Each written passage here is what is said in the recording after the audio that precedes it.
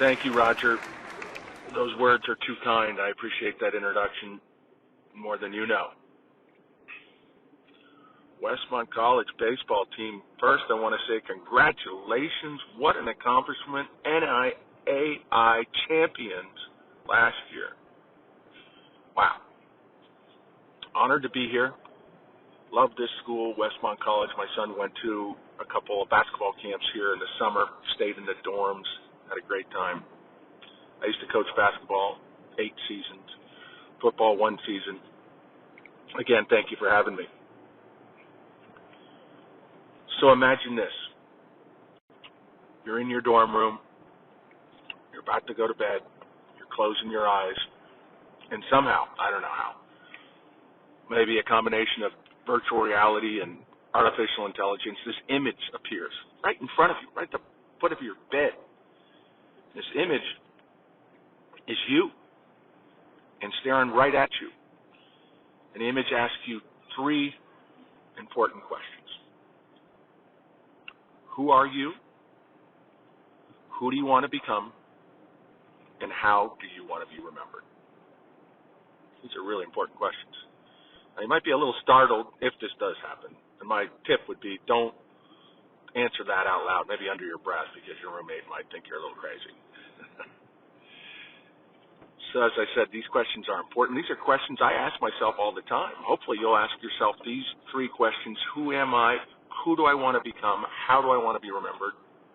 Frequently, all the time, the rest of your life. Today, we're going to spend some time looking at the answer to that. Now, I do a lot of talks on leadership, as I said, a ton down at San Diego State and some other schools and some other small groups. But I often get asked, Mike, what's the best definition for a great leader? And I like to answer that question by describing, in my words, what a great leader looks like. And it starts from the bottom up, like many great things. At the bottom, the building blocks, the foundation, almost like a pyramid, is character traits. Character traits can also be thought of as your personal attributes, your individual qualities. Character traits at the bottom, the foundation to becoming a great person, great teammate, great leader. A layer above that is values. And we hear this word values all the time. She's got great values. His values, not so sure. Values this, values that. So a couple years ago, I rolled up my sleeves and I said, I want to have a great, simple, clear definition of the word values.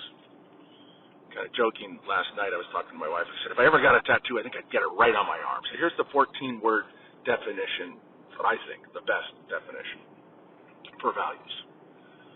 It's a person's standard of behavior, a person's judgment as to what's important in life. Pretty simple, huh? Clear.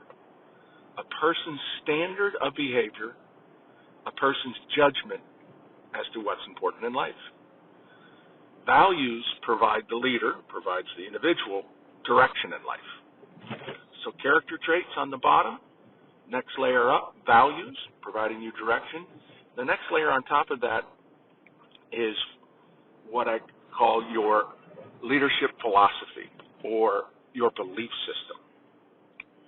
Now I have the word heart on this diagram and on your handout because I like to talk a lot and I teach and preach something called heart-led leadership. Heart-led leadership is a philosophy or belief system that I endorse big time. Heart-led leadership emphasizes authenticity, transparency, sincerity, and it epitomizes servant-based leadership. If you're a heart-led leader, you're humble. And you measure results not just on spreadsheets, but on the impact that you, as a leader, and your teams or organizations can have on others. So those are the 3 layers, and really what makes up what I think a great leader. Character traits, key on the foundation. That's what we're going to talk about mostly today, to try to make you the best teammate, the best human, the best leader.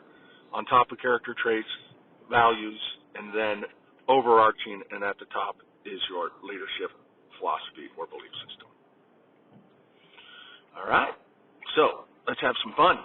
You see these Jenga blocks up here. This is where we get some audience participation and reflection. I need a volunteer, and what we're going to do, the next two components of this chit-chat, is we're going to ask for the volunteers.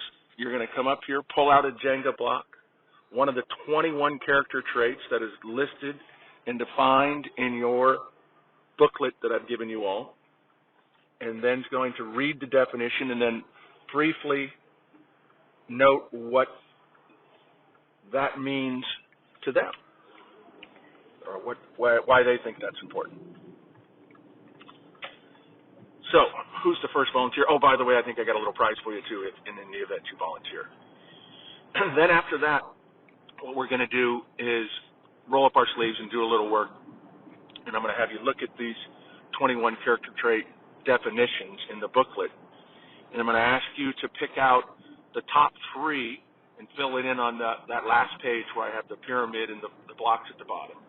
Fill out what you think the top three that best represent you, your current self, or future self. Then after that, we're going to do a little what I call share and pair, where we're going to pair you guys up. You're going to talk to your neighbor. You're going to share what those top three selections were and why, briefly. And then I'm going to call on the tables here and ask you to share with the room. Sound good? All right, I need that volunteer. Right here. All right, a brave soul. Come on up.